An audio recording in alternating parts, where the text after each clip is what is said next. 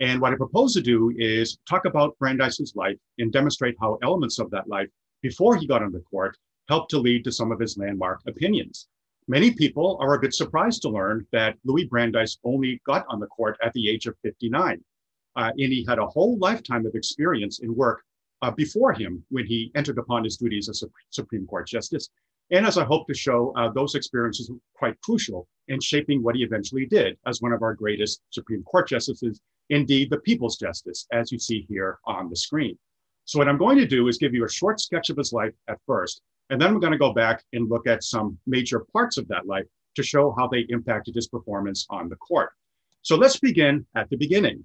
Louis Brandeis was born here in Louisville, Kentucky in 1856, and he was the son of immigrants from the Austro-Hungarian Empire, two Jewish immigrants named Adolf Brandeis and Friederike Brandeis, who moved to Louisville, Kentucky in the wake of the failed revolutions of 1848. They had been living in Prague, which had been riven by bitter street fighting in 1848. And in the failed aftermath of that struggle for freedom, they decided to move to the United States. Adolf Brandeis decided to move to Louisville because it was a bit of an up-and-coming city, and he thought he could make a bit of a mark there. And what he decided to do was enter into the business of traveling the Ohio Valley, buying grain from farmers and transporting the grain and selling it to millers where it could be made into flour. So that's the business he got in, and he began to do very well. And as a young child, and here's the young Louis Brandeis, Louis would travel with his father all over the Ohio Valley. And the more he did that, and the more he got into his early teen years, the more he came to believe something about business. And I think this was a really important part of his character. He came to see business as a calling, just as law was a calling, and teaching is a calling, and even the clergy is a calling. So could business be a very high moral endeavor, a calling? Because for Brandeis, if you went into business and you treated your customers well and you treated your employees well, then you could help build a better society, just as any lawyer or politician or clergyman could. Eventually, of course, he graduated from the public schools in Louisville, did very well there, ended up at Harvard Law School, where he did extremely well, making maybe the best record there ever as of his graduation in 1877, and then began to practice law, flourished as a lawyer. And by the time he was in his 30s, he was pretty financially independent. He had invested his money very wisely as an attorney, conservatively, but wisely. And when he was in his 30s, he also began to raise a family. He married Alice Goldmark, also the daughter of Jewish immigrants from the Austro-Hungarian Empire, just as Brandeis was the son of such immigrants. And they raised a family, two daughters who also grew up to be progressives like their father later in life. He did very well as a lawyer, so well, in fact, that he managed to find a lot of time to devote to progressive causes of great concern to him.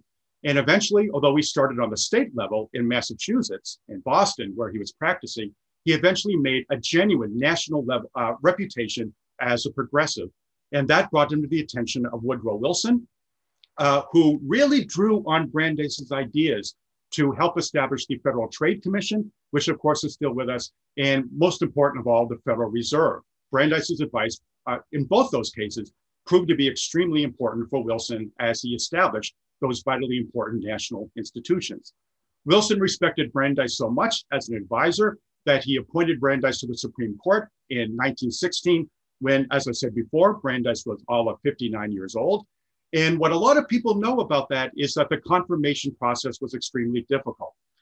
It took 5 months to get Brandeis confirmed after Wilson nominated him to the court. And that at the time was an all-time record.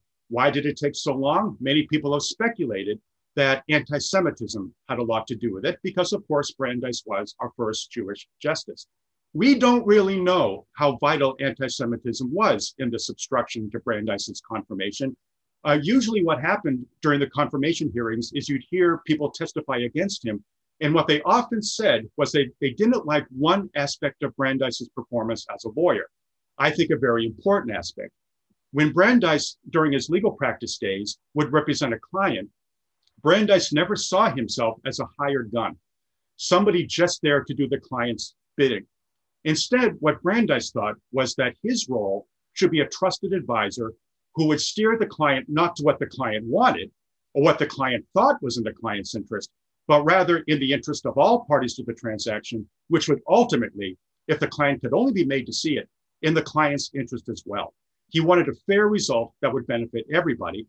And that's why he sometimes called himself a lawyer for the situation, not a lawyer for the client, but a lawyer for the situation.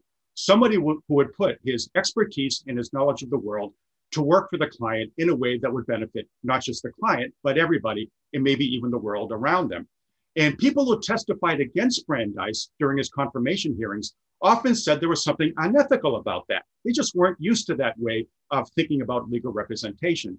And that tended to be what you saw in the hearings. But in the end, it wasn't enough to demolish the nomination.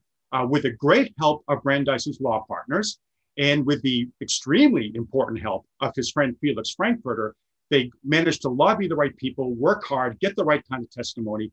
And finally, when Wilson gave it the final push, as he eventually did in the spring of 1916, Brandeis was in fact confirmed as our first Jewish justice of the US Supreme Court. And as we all know, every year the Supreme Court has a portrait done. They've been doing that ever since 1867. And here in front of your eyes is the portrait of 1924. You may notice that that's a blank slide. And the reason is that one of Brandeis's fellow justices on the court was the execrable James McReynolds. And James McReynolds was a bit of a vicious anti-Semite, unfortunately. And the way things worked in 1924, based upon the seniority of the justices, the portrait that year, if it was going to be made, had to feature Brandeis sitting next to James McReynolds. And James McReynolds, the anti-Semite, refused to sit next to a Jewish person. And so the portrait was never made. Brandeis and McReynolds, needless to say, didn't get along very well. But in terms of his relationships with his other colleagues, that seems to have gone usually smoothly during his tenure on the court, I'm glad to say.